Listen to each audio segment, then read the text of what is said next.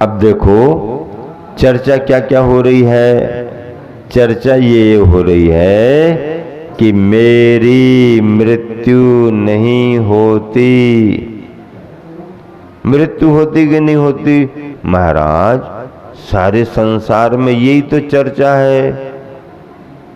कोई अजर अमर नहीं है, सबका मरण होना है, सबका मरण निश्चित है। सबका मरण निश्चित है, हाँ सबका निश्चित है। बुद्ध के बारे में भी कहा जाता ना, बुद्ध ने पहली बार जब देखा किसी मृत व्यक्ति के लिए तो उन्होंने सारथी से पूछा ये कौन जा रहा है? तो उन्होंने कहा अर्थी जा रही है। क्या हो गया? मरण हो गया। मरण हो गया, अच्छा तो अगर इसका मरण हो सकता है तो हमारा भी मरण हो सकता है, पर सबका मरण हो सकता है, यहाँ कोई रहने वाला नहीं। ये सब विचार आ गए। ये इनका ऐसा हो सकता है तो मेरा भी परिणमन वैसा हो सकता है। राजकुमार हैं तो क्या हुआ, राजा को भी परेशानी आ जाती है। अरे तीर्थंकर और चक्रवर्ती भी आयु कर्म की पूर्णता के बाद में यहाँ नहीं रह सके तो बाकी क्या?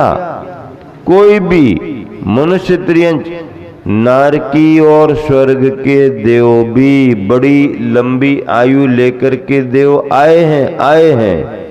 इंद्र आए हैं 33 सागर तक की है, लेकिन उसके बाद उनको भी परिणमन करना पड़ता है, परिवर्तन उनका भी होता है।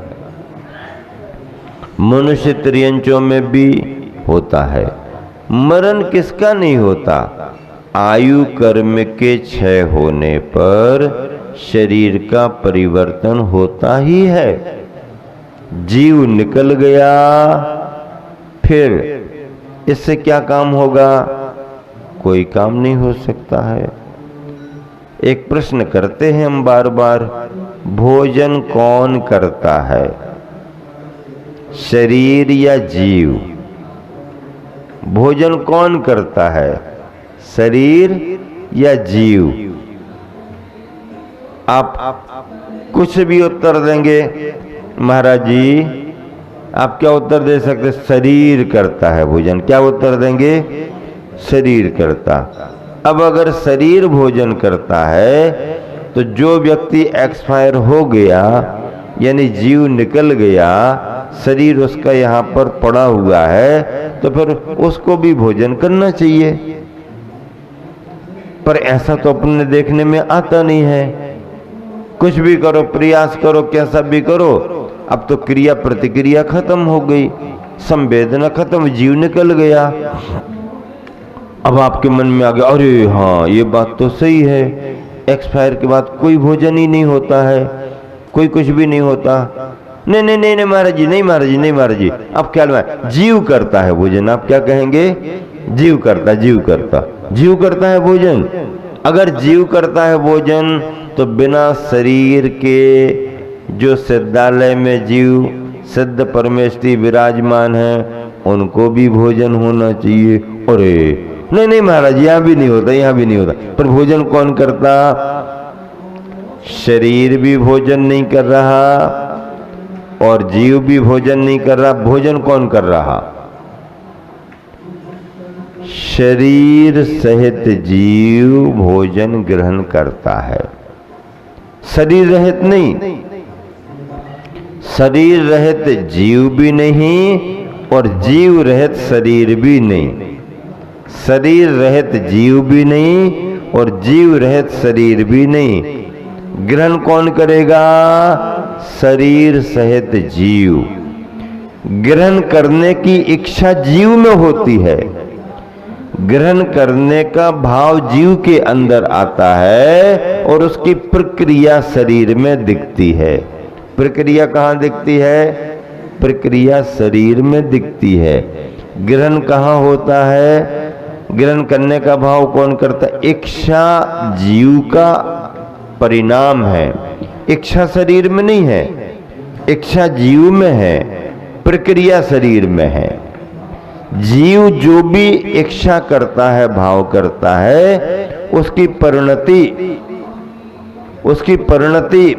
उसकी प्रक्रिया शरीर में देखी जाती है। कहाँ देखी जाती है? शरीर में देखी जाती। इसलिए भोजन, पानी आदि के ग्रहण करने का भाव जीव के अंदर आता है और उसकी प्रोसेस उसकी प्रक्रिया शरीर में चलती रहती है।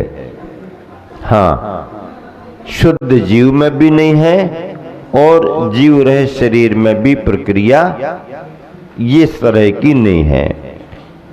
जीव इच्छा करता है, उसकी प्रवृत्ति, इच्छा की पूर्ति शरीर के माध्यम से होते दिखती है।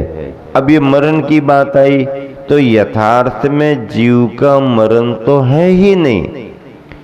जीव शाश्वत है, अविनाशी है, न उसका जन्म है न उसका मरण है।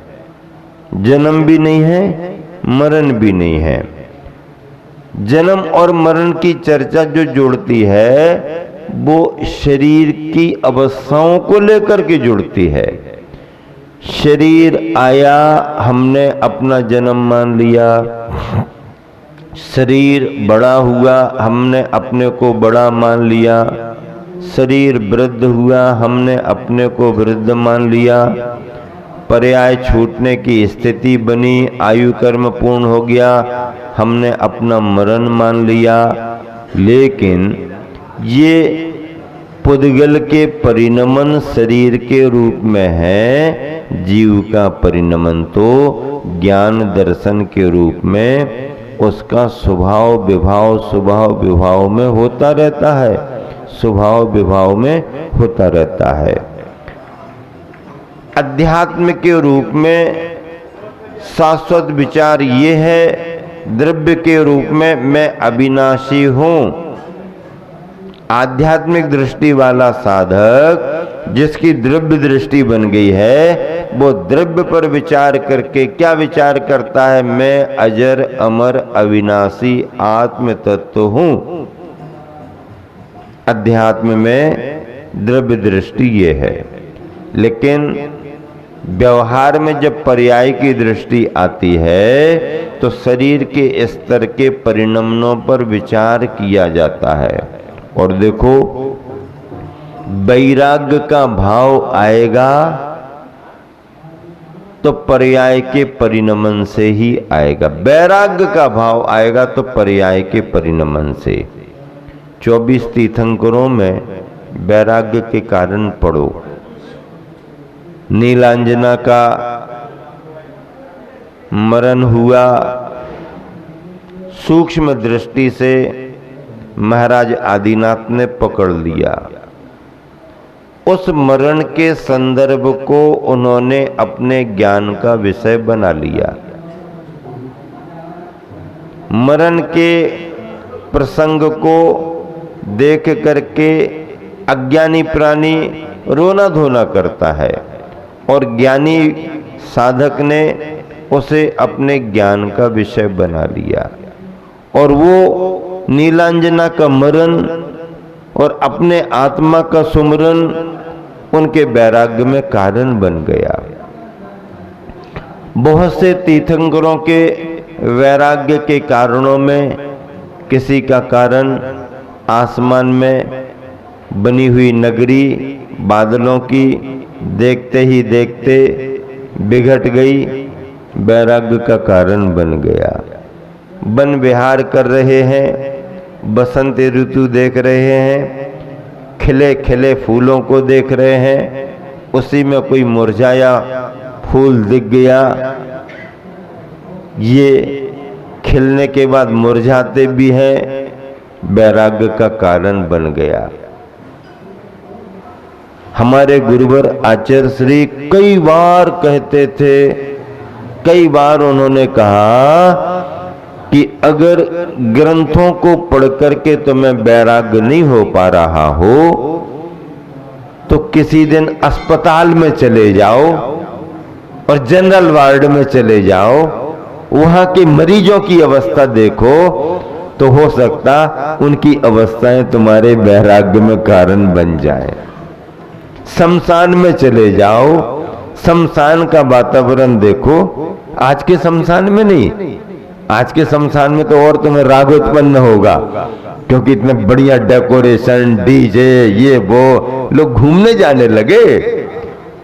लोग दिन भर के हारे थके मार्केट से बच करके शमशान में गार्डन बना हुआ है, अच्छी बेंचें डली हुई हैं, कुर्सियां डली हुई हैं, फब्बारे लगे हुए हैं, डेकोरेशन है और उनको रिलैक्स मिलता है वहां।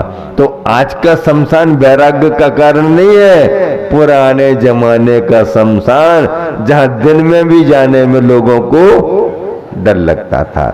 शमशान में चले जाओ। 12 भावना में अनित्यपना कहा, अनित्यता का विचार करो, नित्यता का विचार करो क्यों नहीं कहा? वैराग्य उपावन माई, वैराग्य को उत्पन्न करने के लिए माता के समान जो 12 भावना बताई है उनमें अनित्यपना क्यों कहा, अशरणपना क्यों कहा, शरणपना क्यों नहीं कहा, नित्यपना क्यों नहीं कहा?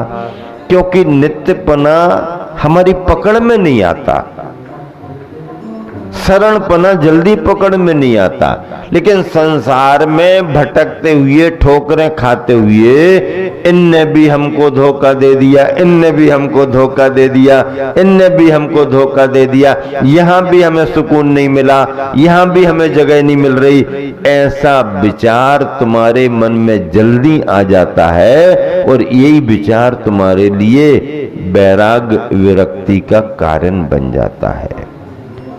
अनित्यपना, नित्यपना समझ में नहीं आता है, अनित्यपना जल्दी दिखता, अभी ऐसा था, अब ऐसा हो गया, अब ऐसा था, अब ऐसा हो गया, तो अनित्यपना ये पकड़ में आ जाता है, नजर में आ जाता है और वो जो बात तुम्हारे पकड़ में आई वो तुम्हारे चिंतन का कारण बन जाता है। किसी एक साधक के पास में कोई व्यक्ति पहुंचा, बड़ा आरंभी सारंभी था, धर्म के नाम पर कुछ समय नहीं निकालता था, दान पूजा की रुचि नहीं थी, जैसा तैसा कैसा भी हो पर पैसा हो, दिन रात 24 घंटे लगा रहता था। अब मन में बड़ा विकल्प, बड़ा क्लेश भी रहता था, मन में स्थिरता नहीं थी। साधु के पास पहुंच गया, गुरुदेव शांति कैसे मिलेगी, मन में स्थिरता कैसे आएगी? तो गुरुदेव ने कह दिया, तुम्हें जो करना है सो करो, तुम्हारी आयु तो 1 हफ्ते की बची है, खत्म काम, अब तुम्हें जो करना सो करो। 1 ही हफ्ते की बची? हाँ, केवल तुम्हारी आयु 7 दिन की बची है, तुम्हें जो करना हो करो।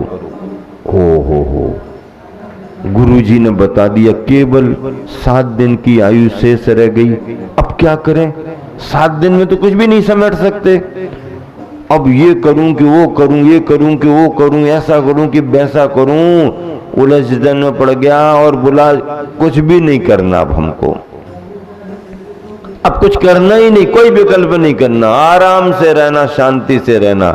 एक दिन निर्विकल्पता में निकाला, भैया 1 दिन गया, 6 दिन बचे, दूसरे दिन निकाला, 5 दिन बचे, ऐसा करते करते अब आखिरी दिन तो उसने सोच ही लिया आज तो राम नाम सत्य होना ही होना है, आज तो राम नाम सत्य होना है, अब और किसी से कोई लेना देना, एकदम शांति से बैठा रहा।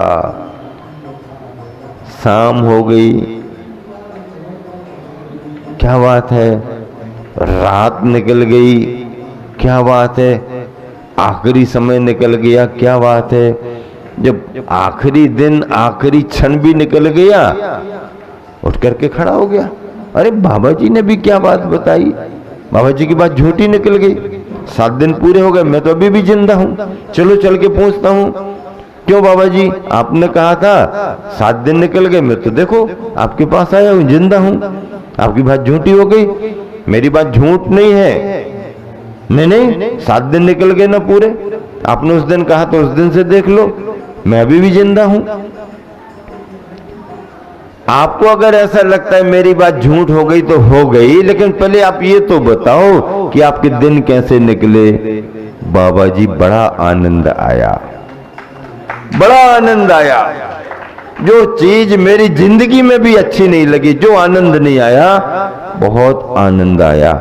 आनंद आया ना, इसी आनंद को दिलाने के लिए मैंने तुम पर प्रयोग किया कि तुम्हारी आयु केवल 7 दिन की शेष है। ये बात थी।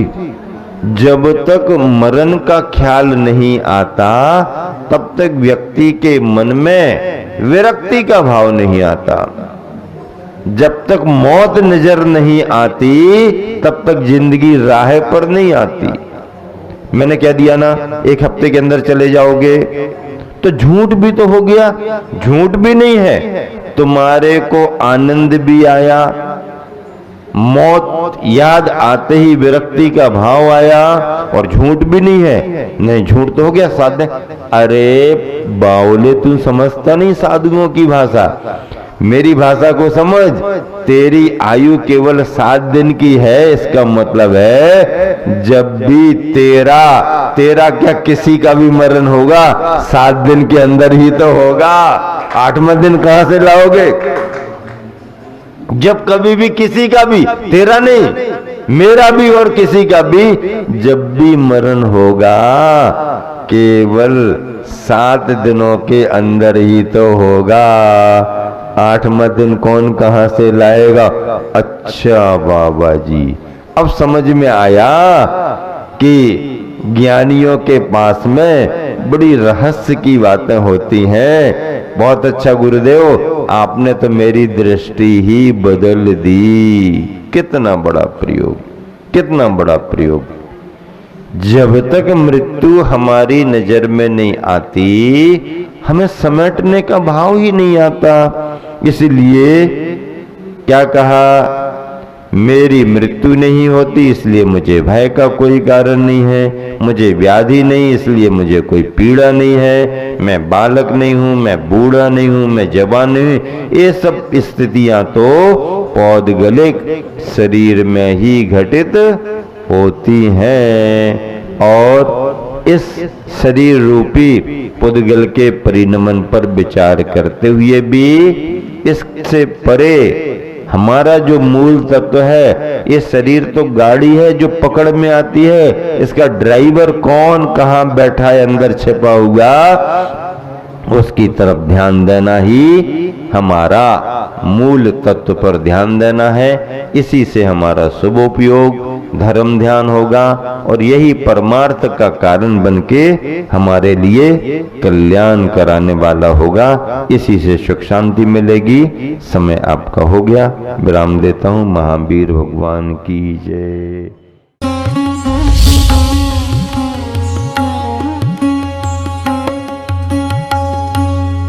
परम पूज्य संत श्री